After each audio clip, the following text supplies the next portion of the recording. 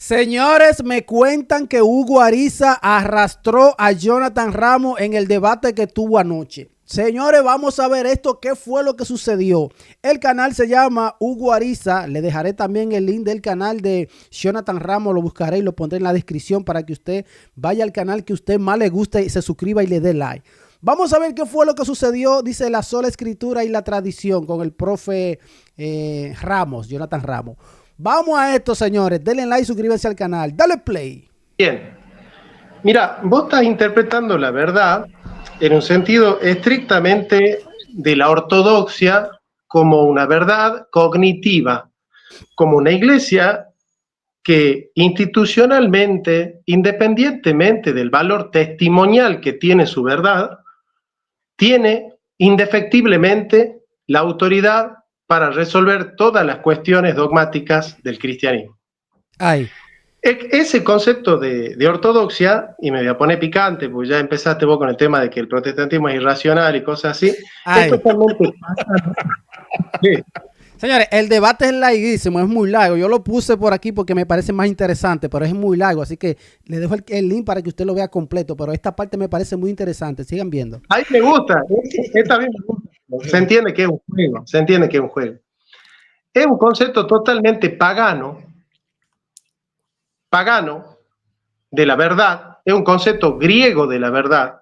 Yo te voy a probar que el concepto de verdad es distinto, porque acá el problema del catolicismo es que no hay que desarmarlo en la estructura de su razonamiento, sino en la superestructura, que son los supuestos católicos, que son todos paganos y son todos falsos, todos los supuestos católicos. El supuesto católico es que la verdad tiene que ver con algo cognitivo meramente. La Biblia dice que no, que la iglesia tiene autoridad infalible al margen de su valor testimonial y su autoridad moral, porque salvo que él me pruebe que la iglesia católica siempre tuvo testimonio moral y que es el testimonio moral la garantía cognitiva o la garantía en el orden del conocimiento de su autoridad moral, que es lo que enseña la Biblia. No. Vos crees que tu papa podría ser un inmoral y sin embargo ser infalible en cuanto heredero de la investidura de Pedro. Ay. Para fijar un dogma de fe. ¿Sí? Entonces, tu iglesia está revestida del derecho de tener la posibilidad de ser inmoral, de no dar testimonio cristiano, de no cumplir los mandamientos, de apartarse del amor de Dios y sin embargo ser la depositaria de una verdad. Esa verdad es diabólica. Si alguien sostiene... Esa verdad es diabólica. Oye lo que le dijo. Y sin embargo ser la depositaria de una verdad, esa verdad es diabólica. Si alguien sostiene que alguien puede tener autoridad al margen de la obediencia, al margen del amor de Dios y al margen de la fidelidad de Dios, esa persona es diabólica. Y si una iglesia dice eso, es diabólica. Porque la iglesia es diabólica, dice Jonathan Ramos. ¿Qué? La de Dios, esa persona es diabólica. Y si una iglesia dice eso, es diabólica. Porque solo al demonio se le ocurre pensar que alguien puede tener autoridad al margen de su testimonio, que es lo que enseña la iglesia. Al margen de su testimonio. Vamos a quedarnos aquí un momento. Ok, Jesús instituyó 12 apóstoles. De esos 12 apóstoles hubieron dos que no se portaron muy bien, lo que fue Pedro y el que fue el que lo vendió, Judas. Ok, Judas, dice la Biblia que Judas sacaba, le daba pellico a la ofrenda, al dinerito. En pocas palabras, y robaba. Y también vendió a Jesús. Judas tenía autoridad, ¿sí o no? Judas era un ministro legítimo. Judas era un verdadero ministro. Judas hacía milagros. La Biblia dice que sí, pero Judas también robaba y vendió a Jesús. Hacía lo malo, daban mal testimonio, pero hacía milagros. Era un ministro legítimo. Entonces, yo pienso que Jonathan Ramos aquí se está equivocando cuando quiere decir que porque un sacerdote, un ministro, un papa se porte mal, haga cosas malas, no sea un verdadero ministro, no tenga autoridad. Eso está muy, pero muy mal. ¿Qué opinan ustedes? Iglesia católica y lo voy a probar. Pero vamos de a poco porque esto recién empieza. Ojo. Para nosotros los protestantes, De seguro Hugo se lo va a decir más adelante, vamos a ver. que somos los que leemos la Biblia, la verdad tiene que ver con una triple estructura: la ortodoxia, la ortopraxis y la ortopatía. Es decir, la verdad tiene que ver con enseñar las doctrinas de la Escritura, Ajá. la doctrina de los apóstoles, que consignadas por escrito son la fuente de la infalibilidad de la verdad de Dios. Y eso está presente, ya te voy a decir, porque en Pedro, que siempre lo leo, está presente eso. Primero leamos eso. Vamos a Pedro, primera de Pedro. Vamos a Pedro, después vamos a Santiago. Primera de Pedro, segunda de Pedro 1:17. Pues cuando él recibió de Dios Padre y honra, le fue enviada desde la magnífica gloria una voz que decía: este es mi Hijo amado en el cual tengo complacencia. Claro, vos decís, Jesucristo recibió una voz del Padre y nosotros hemos escuchado el testimonio de Jesucristo y nosotros lo ponemos por escrito. Tenemos la palabra profética más segura también, dice, tenemos también, o sea, nosotros tenemos palabra profética, pero también tenemos la palabra profética más segura, a la cual hacéis bien estar atentos como antorcha que alumbra en lugar oscuro. La metáfora de la luz es, en el Antiguo Testamento, exclusivamente reservada a la ley, a la Torá, a los Nevi'im y a los Ketubim, pero sobre todo a la Torá. La metáfora de la antorcha, la metáfora de la luz, está reservada exclusivamente a la Escritura. Si un protestante me está escuchando y quiere probar solo la Escritura, tiene que entender que a la Escritura la tiene que estudiar en el Antiguo Testamento a la luz de la metáfora de la luz. ¿Qué? Y para todo el Antiguo Testamento, la luz es el verbo, y el verbo testimoniado de manera infalible es la Torá. Y toda enseñanza que reposa en el mensaje de la Torá, movida por el Espíritu Santo, es infalible. Entendiendo primero esto, que ninguna profecía de la Escritura, esto es para aquellos que siguen diciendo que este texto no está hablando de la Escritura, porque ninguna profecía de la Escritura es de interpretación privada, porque nunca la profecía fue traída por voluntad humana. Lo que hizo Martín Lutero. Lo que hizo Martín Lutero, que comenzó a interpretar desvinculado del magisterio, de la iglesia, y él interpretó lo que él quiso, lo que él dijo, no, esto tiene que ser esto y esto y esto y esto es. Y dividió la iglesia. ¿Qué opinan? Es decir, no es por los hombres que es infalible la Escritura, sino que los santos hombres de Dios hablaron siendo inspirados por el Espíritu Santo. Evidentemente, el Espíritu Santo es la causa primera. ¿Y para dónde que va Hugo? ¿Qué es lo que Hugo va a hacer? Miren. Pero no todo medio que usa el Espíritu Santo es un medio infalible, sino que acá está diciendo que es la inspiración. Ojo. Por eso, si yo quiero enseñar, ¿qué tengo que utilizar? La Escritura. Si quiero redarguir, tengo que enseñar la Escritura. Y los apóstoles tenían autoridad porque enseñaban la Escritura. O sea, acá hay un supuesto católico que hay que desarmar por completo. Que es esa idea de que la iglesia puede apartarse de la Escritura y seguir teniendo autoridad, o que la iglesia, por ser iglesia católica, ya tiene garantizado el no poder apartarse nunca de las enseñanzas de la Escritura, cuando en toda la Biblia se enseña que el pueblo de Dios puede alejarse de Dios, y es por eso que siempre el pueblo de Dios, que tiene las promesas del Espíritu, porque si no, un católico me tiene que probar que la iglesia en sentido espiritual nace solo con Cristo y que no había iglesia en el desierto, cuando Colosenses dice que Moisés estuvo con la iglesia en el desierto, entendiendo una cierta continuidad del pueblo de Dios, del laos, del pueblo de Dios. Vamos a probar en qué consiste la verdad, porque si la Iglesia Católica es depositaria de la verdad al margen de su testimonio de vida y al margen de su testimonio...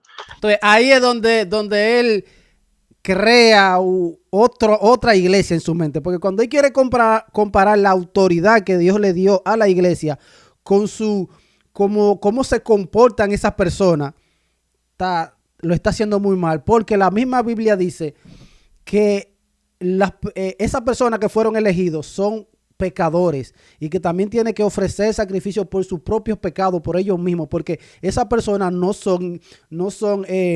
cometen pecado, todos cometemos pecado. Entonces, esas personas son pecadores, no son infalibles porque ellos sí, porque ellos se portan bien, no, es porque lo asiste el Espíritu Santo cuando van a determinar doctrina, van a interpretar. Jonathan, qué pena. Dicen que es un profesor, no sé, que enseña en una iglesia, en una universidad. Qué pena, señores. Moral, pues ya hemos cansado de escuchar yo a católicos decir, bueno, la iglesia sí era corrupta, delincuente, los papas eran ladrones. Y Judas también, y estaba con Jesús, ahí al lado de Jesús, pegadito de Jesús, y hacía milagros. Y era un verdadero ministro, un verdadero apóstol. Tenía autoridad Judas. Y robaba. Y vendió a Jesús. Hacía milagro. Caramba, Dios. Los papas eran homosexuales, eran lujuriosos, pero bueno, ellos tienen autoridad al margen de todo eso. Vamos a ver qué dice la Biblia, si la Biblia le da autoridad al cristiano, así, simplemente porque le pusieron la mano encima y él ya tiene la autoridad al margen. La sucesión apostólica le está restregando ahí a Hugo. Así, simplemente porque le pusieron la mano encima y él ya tiene la autoridad al margen de su testimonio, ¿no? Que es la teología diabólica que están enseñando. No, di que diabólica. Santiago 3. Mira la cara de Hugo. Mira la cara de Hugo. Mira. Que están enseñando. Santiago 3:13 dice: ¿quién es sabio y entendido entre vosotros? Muestre por la buena conducta sus obras en sabia mansedumbre. De hecho, Santiago dice: muéstrame tu fe sin tus obras y yo te mostraré mi fe por mis obras. La iglesia tiene que mostrar que es iglesia de Cristo por las obras que tiene la iglesia. Por las obras. Ay. Bueno, sigamos. Dice: pero si tenéis celos amargos y contención en vuestro corazón, no os jactéis ni mintáis en contra de la verdad. O sea, una persona puede mentir en contra de la verdad a causa de un corazón impuro y jactancioso. La verdad para el hebreo y para el cristiano no tiene que ver exclusivamente con la mente, sino también con el corazón. La verdad es una cuestión de que aquel que dice, que profetiza, pero no tiene amor, nada es. Nada es. ¿Por qué? Porque decir la verdad sin amor es no decir la verdad. Nadie dice la verdad si no la dice con amor, si no la dice en la obediencia del Evangelio. Por eso Romanos 10, 18, 10, 14 dice: aquel que confiesa homologueses, aquel que confirma con su boca aquello que ya pone por práctica con su corazón y con su vida, ese es el testimonio de Jesucristo, no decir de la boca para afuera. Esta es una cosa. Entonces, ¿quiénes son los depositarios de esa promesa? Bueno, veamos. Primera de Juan 2:27, y le está hablando a aquellos que ya son escogidos, ¿no? La Biblia tiene promesas para la iglesia visible y promesas para la iglesia invisible. Pero las promesas para la iglesia invisible, ahora ya si me quieres negar la iglesia invisible y la predestinación, nos metemos en otro terreno, pero yo te pruebo que la promesa de perseverancia es exclusivamente para los escogidos, y eso lo dice toda la Biblia, y te lo voy a probar ahora. Dice primera de Juan 2:27, y en cuanto a vosotros, la unción que recibisteis de él, del Espíritu Santo, permanece en vosotros y no tenéis necesidad de que nadie os enseñe. Pero así como su unción os enseña acerca de todas las cosas y es verdadera y no mentira, y así os es enseñado, que permanecerán en él. ¿Cuáles son los depositarios de esa promesa de que nadie os enseñará? Porque la iglesia, dice Dios, mandó a su iglesia, tiene 5 ministerios, ¿no? Evangelista, profeta, apóstol, maestro y pastor. Bueno, entonces, ¿para qué está el maestro? Efectivamente hay maestros en la iglesia. El católico, cuando debate con un protestante, se tiene que sacar de la cabeza la idea de que nosotros decimos que no hay magisterio, que la iglesia no tiene autoridad, que la iglesia no está sostenida por el Espíritu Santo, que los cristianos no están asistidos por el Espíritu Santo. Se tienen que sacar de la cabeza la idea de que nosotros los protestantes negamos una cierta institucionalización. De hecho, el libro más importante del protestantismo se llama Institución de la Religión Cristiana. Nosotros creemos en la institucionalidad de la iglesia, pero nosotros no creemos que la iglesia institucional sea infalible. ¿Por qué? Porque nosotros sabemos que el mensaje de la Escritura, en cuanto a la salvación, tiene 3 niveles que ya lo expliqué. Ok. Él dijo que ellos creen que la iglesia no es infalible. La Biblia dice que si alguien viene a enseñar una cosa distinta de lo que hemos enseñado, los cristianos, los primeros cristianos, siglo I, siglo II, III, IV, V, siempre han creído que la iglesia es infalible, que esa iglesia tiene la autoridad, que esa iglesia no se equivoca. Y ahora viene Jonathan 2025 y dice que esa iglesia no tiene. Bueno, fue Martín Lutero que ya renegaba de la autoridad de la iglesia en el siglo XVI. Entonces, esa iglesia ya no tiene autoridad, ya no es infalible. Pero antes sí, pero ahora no. Entonces, ¿quién está enseñando algo distinto? En los comentarios los leo. Verdades claras, verdades no tan claras, pero que con esfuerzo, con consistencia y con constancia se pueden descubrir, y verdades oscuras. Las verdades oscuras están sujetas a debate en el mundo protestante, pero no las verdades que son claras y que están testimoniando claramente el mensaje de la salvación. Y hago esta reflexión teológica para que se entienda hacia dónde vamos. Está en toda la Biblia, desde Génesis hasta Apocalipsis, esta manera de pensar. Por eso le digo a mis hermanos protestantes, nosotros tenemos que desarticular los presupuestos católicos.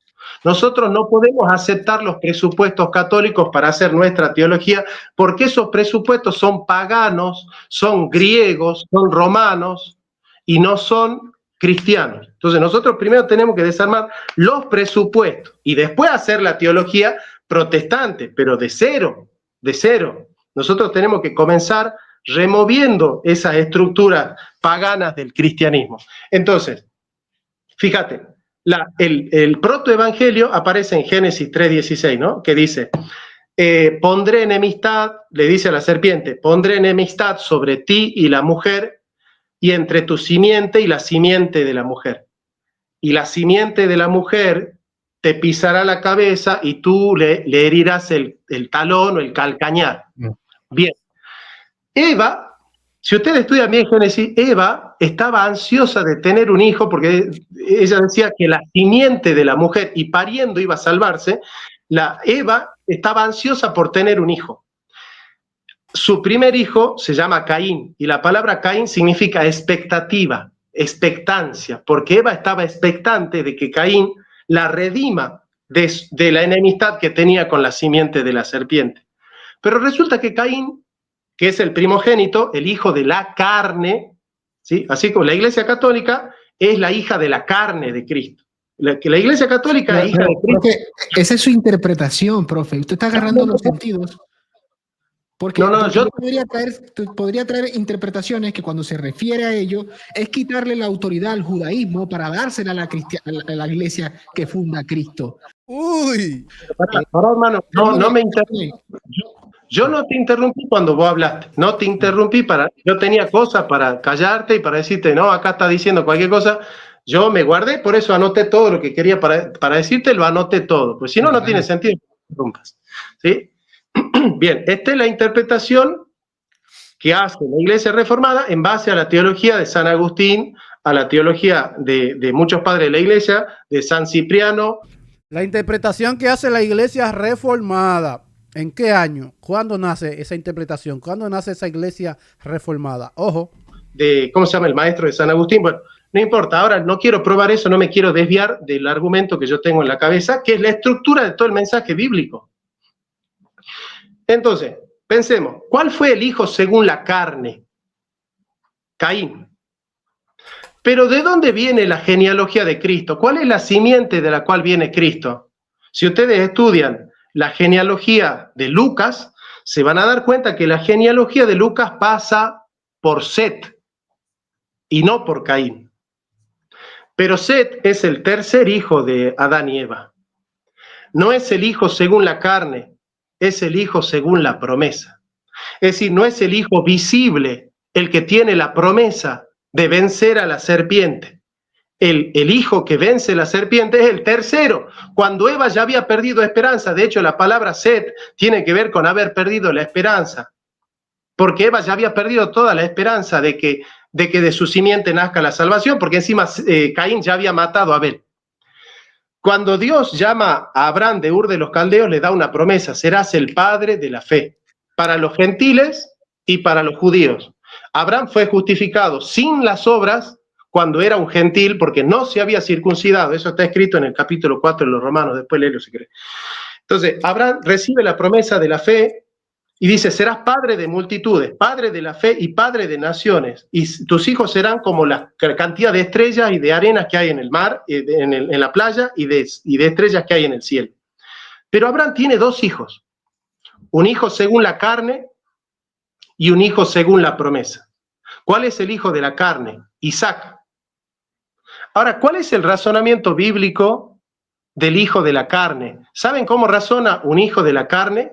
Dice: yo soy la iglesia más vieja, yo soy la iglesia más poderosa, yo soy la iglesia más numerosa, yo soy la iglesia más pomposa, yo soy la iglesia que tiene más esto, yo soy la más fuerte, la más sabia, la más noble, la más linda, la más pura, la más. Ese es un razonamiento, es un presupuesto eclesiológico de la iglesia de Esaú, porque Isaac en este caso le puede decir a Ismael, le puede decir a Isaac: yo soy el primero, yo soy anterior, yo soy más viejo, yo salí primero de la carne de Abraham, yo soy el primer hijo de Abraham. Pero resulta que el hijo de la promesa no fue el primogénito de la carne, que fue Isaac, sino el de la promesa que fue, el primogénito de la carne fue Ismael, sino el primogénito. Como Hugo arruga la cara cuando escucha a Ramos, Hugo le hace así a la cara como dice: ¿qué? De la promesa que fue, el primogénito de la carne fue Ismael, sino el primogénito de la promesa que fue Isaac. El de la promesa, no el de la carne. Yo lo que quiero a mi pueblo protestante es que entienda la eclesiología reformada. A nosotros no nos interesa que la iglesia católica sea más vieja. La iglesia católica puede decir: yo soy más vieja, soy más poderosa, soy más linda, soy más noble, soy más sabia, tengo más teólogos, tengo más Biblia, tengo más libros, tengo más biblioteca, tengo el Banco Ambrosiano. Esa es la iglesia de la carne. En la eclesiología bíblica, el que recibe las promesas de vencer a la serpiente y de que las puertas del infierno no van a prevalecer en contra de la iglesia, no es la iglesia de Esaú, que es la iglesia católica.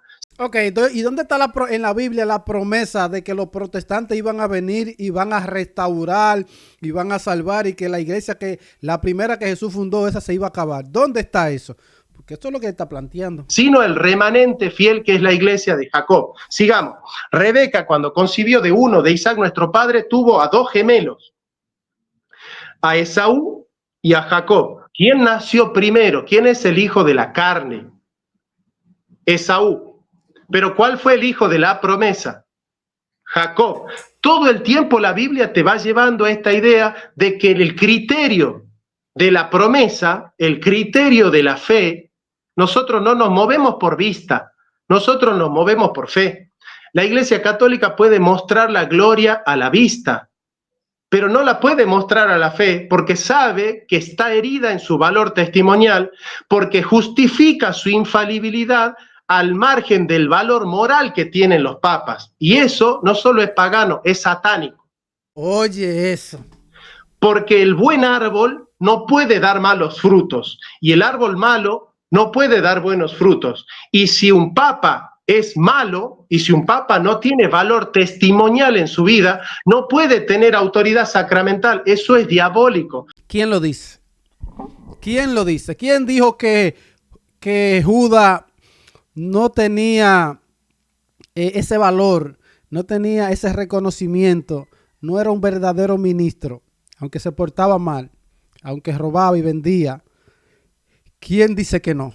Testimonial en su vida, no puede tener autoridad sacramental. Eso es diabólico, porque el árbol bueno no puede dar buenos frutos. Un papa que no fue regenerado, que no nació de nuevo, que no está siendo santificado por el Espíritu Santo, no puede tener autoridad espiritual para la iglesia. ¿Quién dice que no puede tener autoridad si ya le dieron una autoridad, un verdadero ministro? Ahora, se manda de que se porte bien, que no haga las cosas malas, eso es cierto.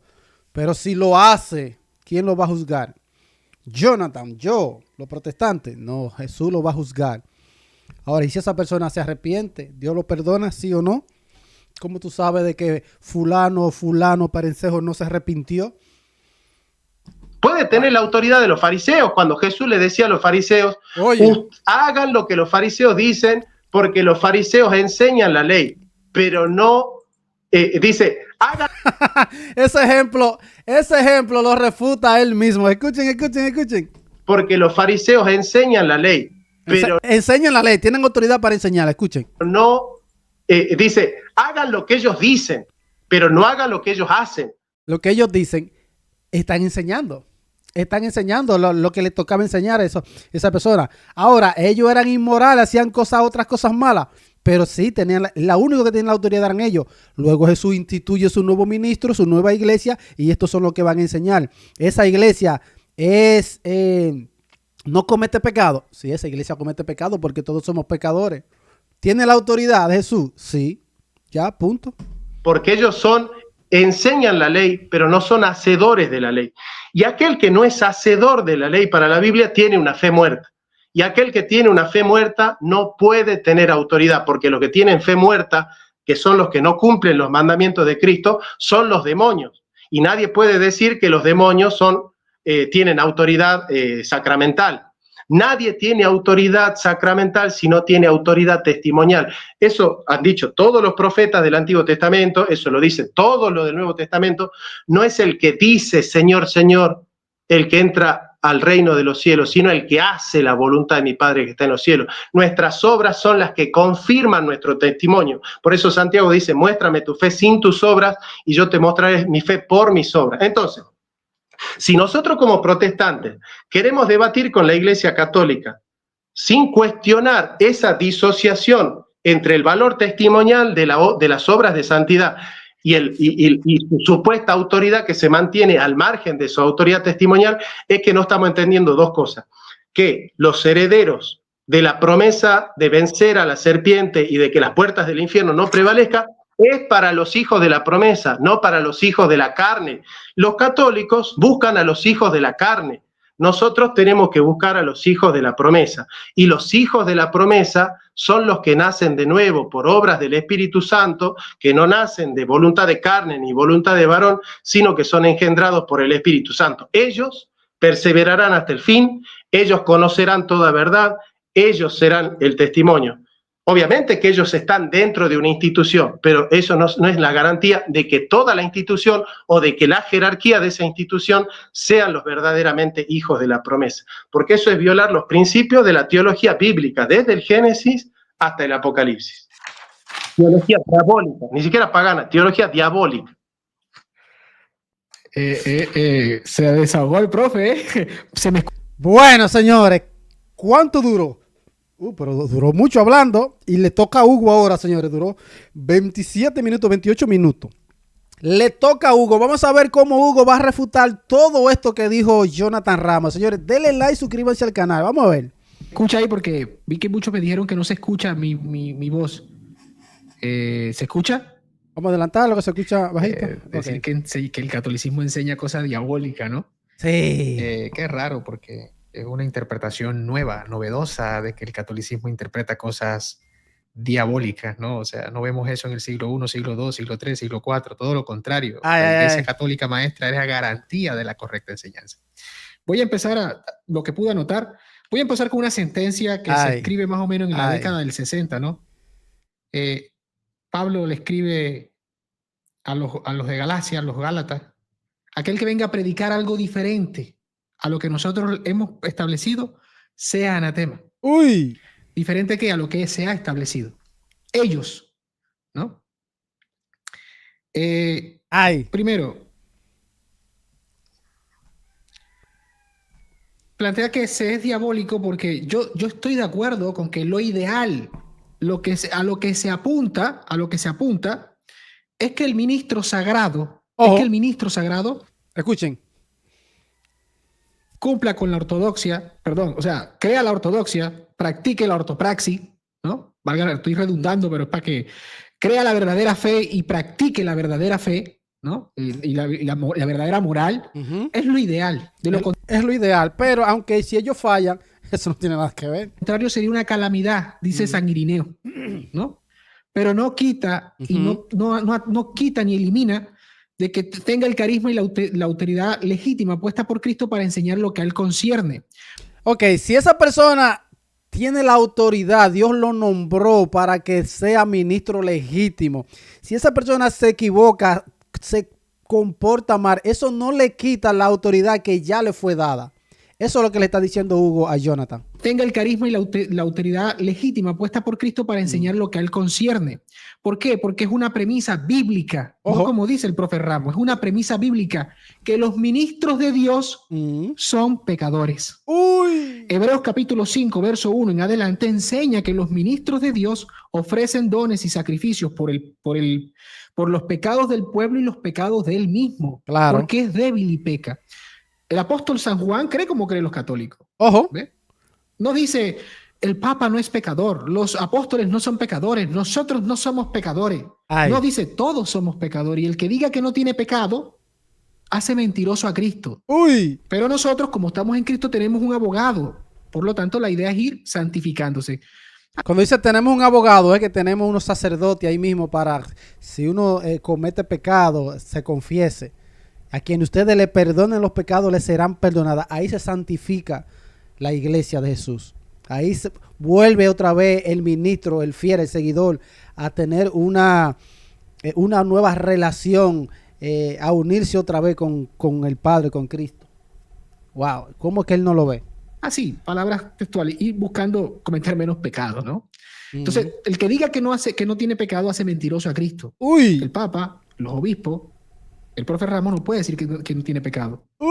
Que sean calamidad, que afecten a los cristianos que ven a sus pastores cometer pecados, sí, la evidencia muestra que de hecho así nacieron muchos grupos heterodoxos o herejes en el medioevo, como los adamitas, los utraquianos, perdón, y entre otros, ¿no? Porque veían los pecados del magisterio, de las personas que están en el magisterio, y decían, no pueden ser, razonaban igual que el profe, no puede ser ellos asistidos por el Espíritu Santo porque miren cómo pecan. Por lo tanto, no son los verdaderos ministros de Cristo, por lo tanto, su teología está errónea, por lo tanto, yo voy a interpretar y yo me creo mi propia teología. Más o menos así, ¿no? Entonces, somos pecadores.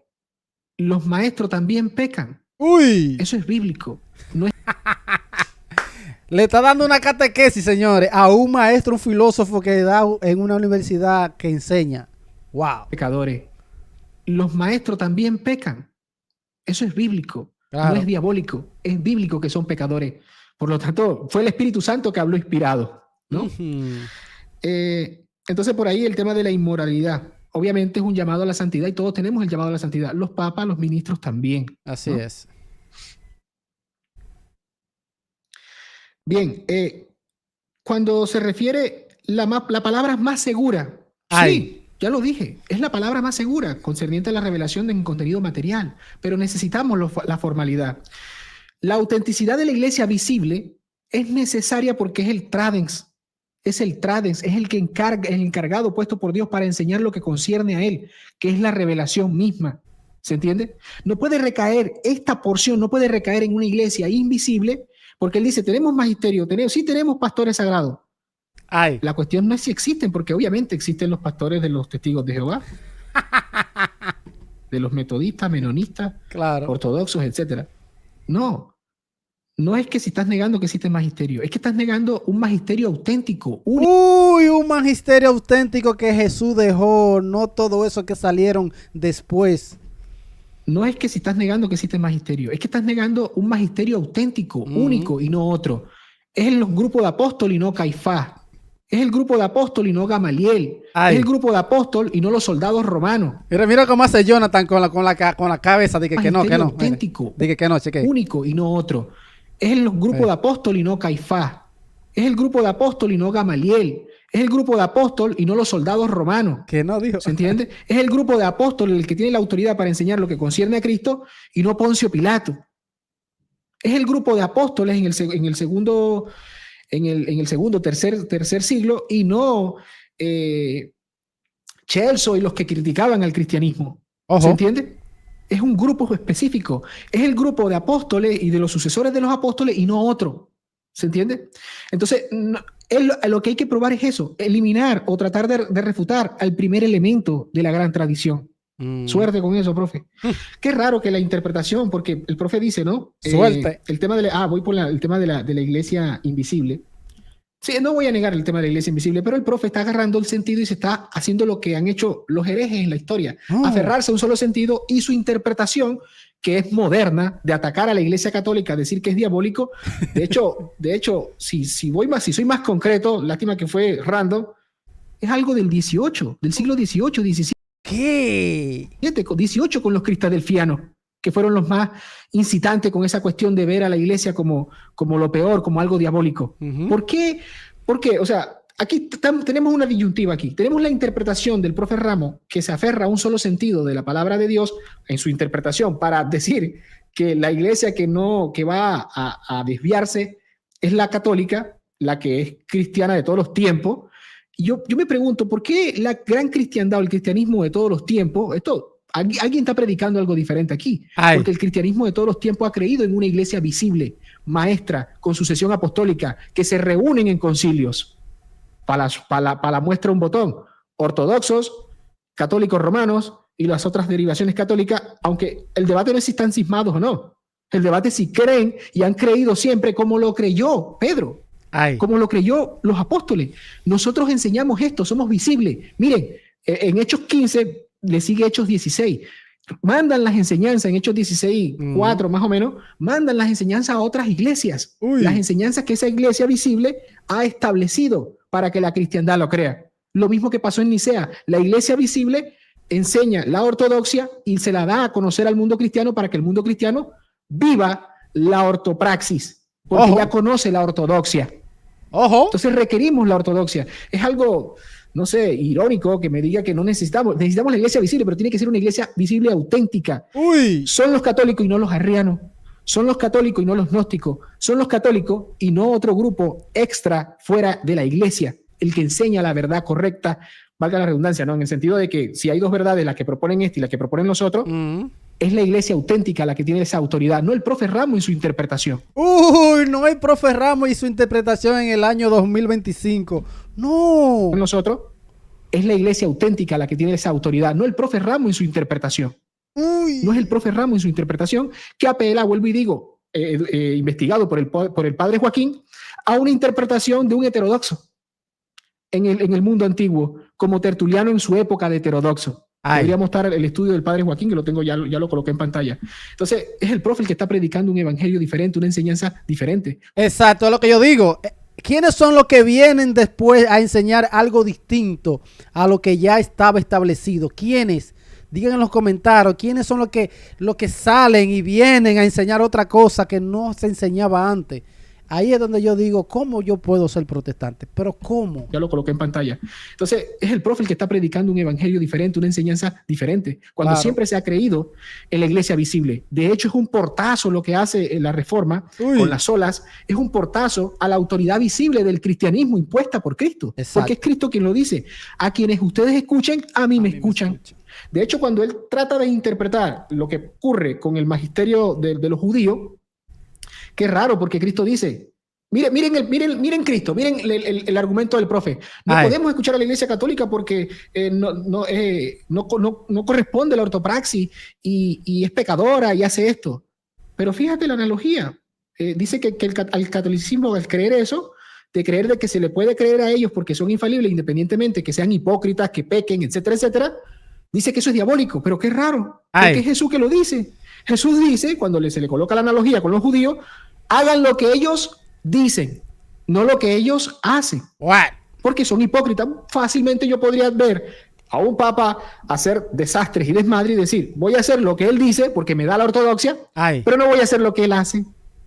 Entonces yo prefiero creerle a Cristo antes que el profe Ramos. Yo prefiero creerle a Cristo antes que el profe Ramos en el 2025. Está buena. Pero no voy a hacer lo que él hace. Entonces yo prefiero creerle a Cristo antes que el profe Ramos. ¿Se entiende? Otra cosa que anoté, la autoridad escrita de la iglesia. Otra cosa, apelar a que la iglesia invisible se va a perder toda. Ojo. ¿Perdón? Eso no lo dice la Biblia. ¿En qué momento dice Cristo que la iglesia se va a perder toda? No lo que dice. Va a apostatar, que va a perder la fe. No. Cristo dice que porción de ella, muchos serán arrastrados, muchos saldrán entre ustedes para enseñar doctrinas de demonio, pero la indefectibilidad es eso, es la fidelidad dada como carisma que se le da al mismo Dios a la iglesia para que se mantenga en la fe, ¿no? Para que dé la fe y nos dé a conocer la fe, cómo tenemos que practicarla, el modo y estilo de vida como depositum fide de la revelación, ¿no? Que se entrega a las iglesias y a nosotros los discentes. Entonces, en ese punto, cuando el mismo Cristo promete a la iglesia que no se va a perder, él plantea que la iglesia de todos los tiempos se perdió y que el protestantismo llegó, ¿no? Como, no sé, otro Mesías a recuperar la iglesia. Me tendría que mostrar dónde dice Cristo que la iglesia se va a perder toda y que de pronto en 16 siglos va a venir, no sé, un salvador a salvar la iglesia porque se perdió. Ay. Es que es raro que diga que la iglesia se va a perder toda, que no se puede decir que la iglesia no se va a perder. No se puede decir que la iglesia se va a perder. Parte de la iglesia sí. Muchos maestros saldrán dentro de la iglesia arrastrando ovejas, pero decir toda, no, para nada. Hay que creerle a Cristo, ¿no? Otra cosa que lo quiero plantear al profe es que lo pongo en contradicción con el cristianismo de todos los tiempos. El que está predicando algo diferente al cristianismo de todos los tiempos es él. Ay. Por lo menos eso ayudaría como ubicarnos, porque él, vuelvo y digo, se afarra a una sola interpretación, ¿no? De hecho, él mismo lo dijo, es la interpretación reformada, sí, que tiene un lugar y un tiempo determinado, ¿no? Finales del medioevo. Es nuestra interpretación. Jonathan lo dijo, es cierto. Es nuestra interpretación, es la interpretación reformada. ¿Cuándo nace la interpretación reformada? ¿En qué siglo? ¿En qué año? Eso se creía antes, lo que ellos comenzaron a interpretar. Ojo, está buenísimo esto. Vuelvo y digo, se afarra a una sola interpretación, ¿no? De hecho, él mismo lo dijo, es la interpretación reformada, sí, que tiene un lugar y un tiempo determinado, ¿no? Finales del medioevo. Ahí comienza, ¿no? Esa interpretación es la interpretación de su eclesiología. Y si alguien viene a enseñar algo distinto a lo que le hemos enseñado, sea anatema. El padre Joaquín lo ve y lo recoge de Calvino, que se aferra a Tertuliano. Uy. ¿No?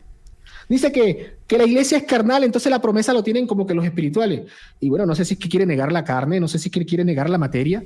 Sí, la iglesia tiene esas dos cuestiones, ¿no? Como la hipóstasis de Cristo, ¿no? Tiene la parte divina, ¿no? Sus dogmas, sus enseñanzas, la revelación, y tiene el elemento humano, porque hasta el mismo Dios requiere del ejercicio de la autoridad, el ente material, por así decirlo, la parte material. Él da la formalidad y necesita del humano, y el humano comete errores, porque es pecador. Si decimos que no tenemos pecado, hacemos mentiroso a Cristo. San Juan, San Juan, capítulo 2, verso 18, ¿no? Uy. No es la iglesia de Esaú, no, la iglesia, no es la iglesia de pagana, no, es la iglesia que Cristo fundó. Si Cristo es histórico, su iglesia tiene que ser histórica. Uy, si Cristo es histórico, si fundó una iglesia ya en el año 33, esa iglesia tiene que tener 2000 años. Uy. No es la iglesia pagana, no es la iglesia diabólica, no es del diablo, no, es la de Cristo, la que él mismo instituyó. No. Por eso que dicen, no, que no importa cuál sea más vieja, por eso que ellos dicen, porque no pueden justificar cuándo ellos nacieron y qué comenzaron a enseñar, qué comenzaron a creer. Siempre atacan a la iglesia católica por eso. No, que no importa que si tantos años, eso no determina cuál es la iglesia verdadera. Claro, no pueden, tienen que hacer eso. No puedes, o sea, no tiene sentido que diga esto, que lo traiga a la mesa. Si Jesús es histórico, su iglesia es histórica. Claro. Necesito rastrear esa iglesia histórica. Ojalá un día nos apeguemos a la vía histórica, porque me encantaría identificar el primer elemento, profe. Ataque el primer elemento, si no, no le hacen ni cosquilla al catolicismo. Uy. Cristo instituyó un grupo maestro, hay que rastrear ese grupo de maestros hasta el día de hoy. No tiene sentido. Entonces, me pregunto, si los apóstoles creían que visiblemente el Espíritu Santo lo asistía a ellos, lo dicen, de acta, sí lo dicen, al Espíritu Santo y a nosotros. Ellos no, o sea, no dicen, solamente a los invisibles. No, es a nosotros que nos asiste como maestro para decirle que la necesidad de la circuncisión no es lo correcto y el bautismo es lo correcto. Wow, al Espíritu Santo y a nosotros nos pareció correcto de no imponerle más que yo que. Wow, sí. Los mismos apóstoles dicen que el Espíritu Santo los asiste a ellos. Ahora, el protestante va a decir que no, que ya eso eran los apóstoles, ya no asiste a más nadie. Ese es el problema. ese es el ejemplo exacto bíblico de la infalibilidad de la iglesia, explicada desde el mundo católico, ¿no? Entonces, no veo eso en la Biblia. No veo su interpretación. Podría aferrarme a otro sentido cuando plantea, ok, trae la segunda, trae de Pedro, ¿no? La palabra más profética, más segura. Profe, hay varias interpretaciones. Ojo. Si me voy al plano literal del contexto de la época, si Pedro escribió eso, Pedro no conoció Apocalipsis. Entonces, por ahí yo negaría que se está refiriendo a la Biblia que usted conoce hoy. Pero bueno, vamos a concederle que se está refiriendo a la Escritura. Aún así, vamos a concedértelo. Aún concediéndole que se está refiriendo a todo el compendio de la Escritura. Ay.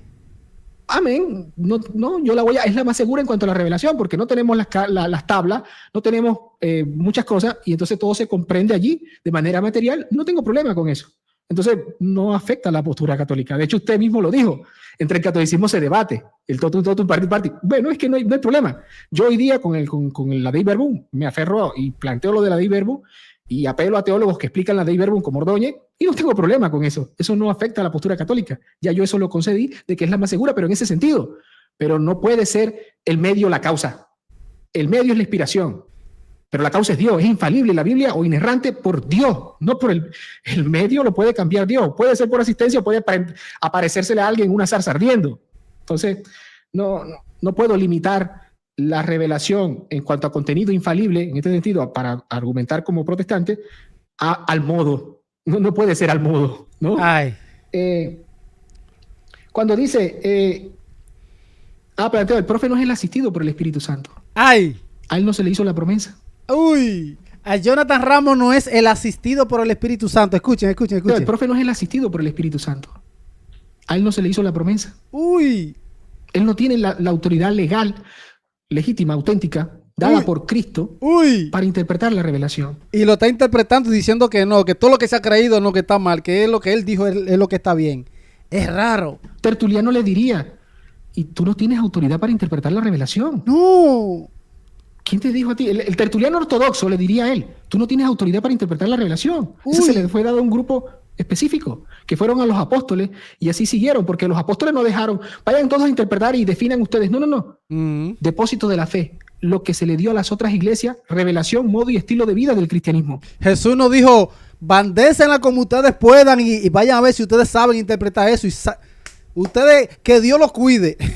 Jesús no dijo eso. Jesús dejó maestro en su iglesia, dejó ministro para que le enseñe y lo guíen. Manejada por los obispos y que luego se reunían en concilios. No se reunían hermeneutas que iban a aplicar hermenéutica del sujeto. Lógica pura. O sea, a veces nos vamos como que muy lejos, ¿no? Está bueno.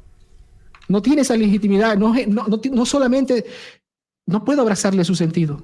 Yo me colocaría en la postura de otro. ¿Y quién le dio la autoridad legítima a usted? ¿Por qué la suya y no la otra? No. ¿Quién es asistido por el Espíritu Santo? ¿Quién viene con la guianza? Parece que el Espíritu Santo, guiando a la iglesia para enseñarnos, pues nunca entendió esa parte de que la iglesia invisible se iba a perder todo y que iba a predicar cosas de demonios. O sea, ¿dónde estuvo la indefectibilidad de la iglesia por tantos siglos? Le está dando como es, señores. Y Jonathan Ramos nada más se dedica hacia así que no. Le está dando por donde es, señores. O sea, ¿dónde estuvo la indefectibilidad de la iglesia por tantos siglos en su ortodoxia? O sea, el cristianismo en un cierto tiempo creyendo cuestiones de demonio. Nadie creía lo que era realmente la ortodoxia.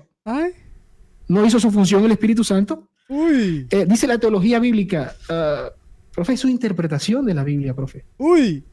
¿No la ve? ¿Qué es su interpretación de la Biblia? Oh my God. Necesitamos saber, porque usted mismo lo reconoció. Esa iglesia es asistida. Tú puedes mostrar, Hugo, en la Biblia que la iglesia es asistida, te lo concedo. Exacto. Usted es lo que lo está concediendo. Pero la asistencia, ¿para qué es? Para ese grupo. Bueno, para lo que ocurrió en el hecho fáctico de Hechos 15.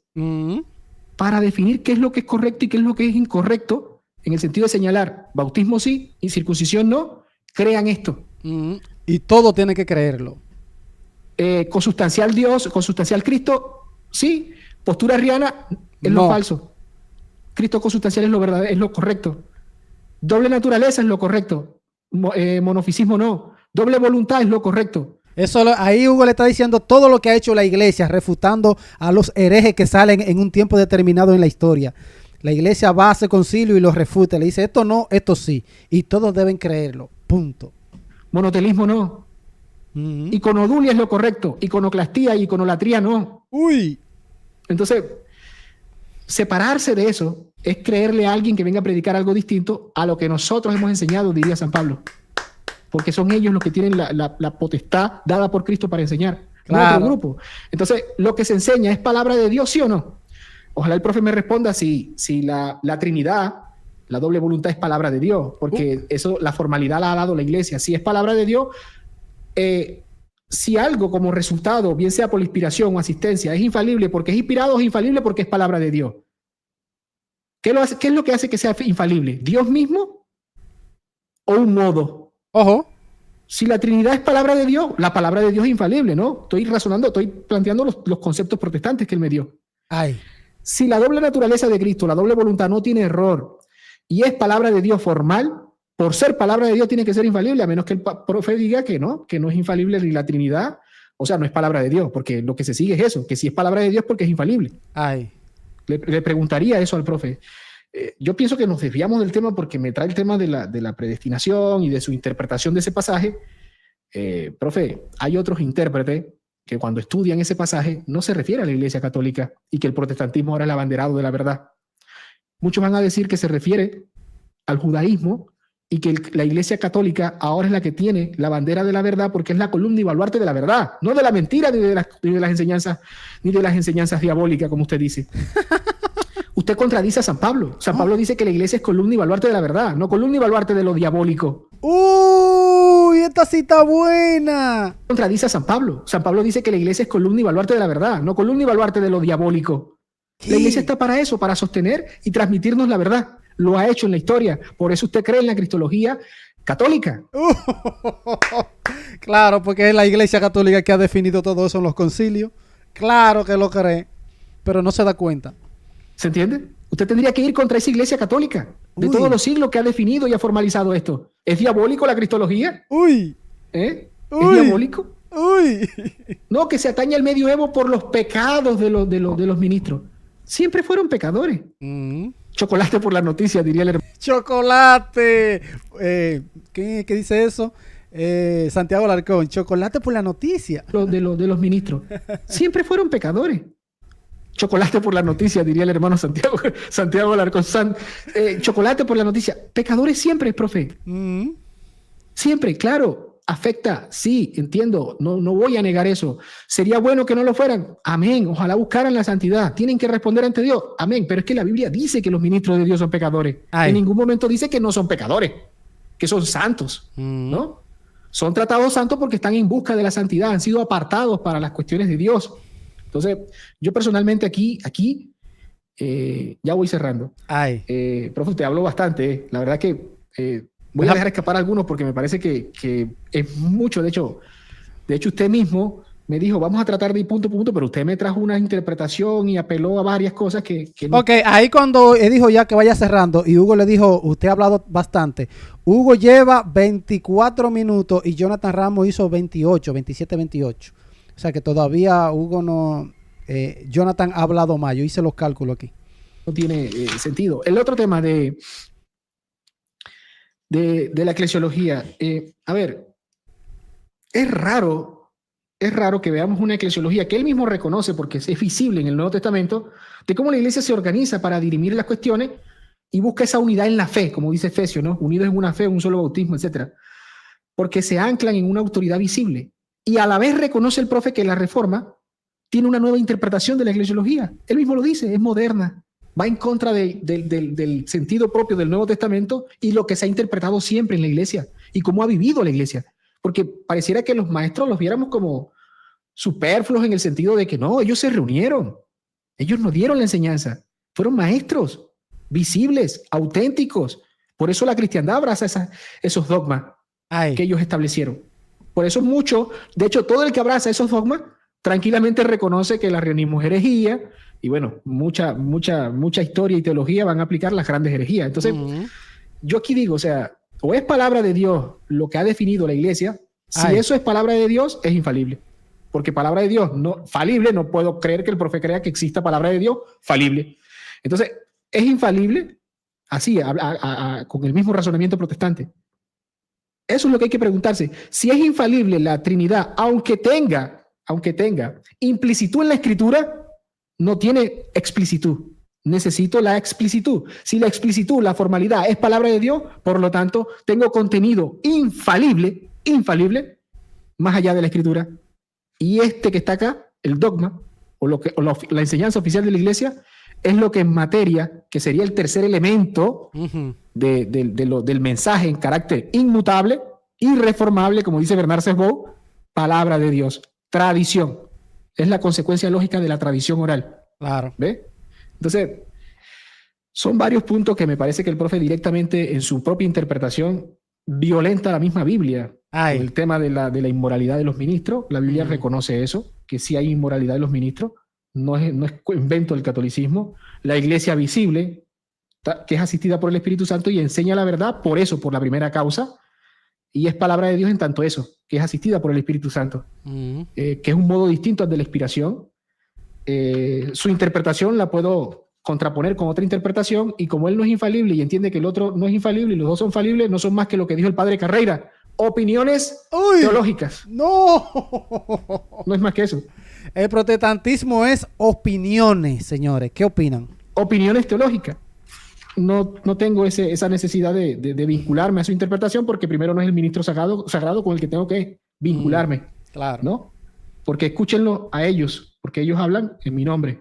A quienes ustedes escuchen, a mí me escuchan. No necesito llegar al papismo solamente con quedarme con la iglesia del primer milenio. Basta que tengo que escuchar a esos maestros. Luego discuto si es ortodoxo o católico romano. Pero ya no entra usted en la ecuación. Usted está... Siéntese allá al ladito, siéntese allá en la esquina. Espere su turno ahí para que le entreguen ahí su juguito de manzana. No. Profe, muchas cosas tocó. Quería enfatizar el tema de que sí, pero respóndame, si me puede responder las preguntas que le hice. ¿Ay? Adelante. Vamos, con todo gusto, y vamos. Ok, voy a dejar el video hasta acá. Si usted quiere ver el desarrollo, lo que sigue sucediendo aquí, le dejaré el link en la descripción de Hugo Ariza, y también voy a buscar el link del canal de Jonathan Ramos y lo pondré en la descripción para que usted, al canal que usted le guste, vaya y vea su contenido. Le dejaré el link, así que dígame qué opinan y nos vemos en el próximo video. Está fuerte esto, señores. Bendiciones. Check it out.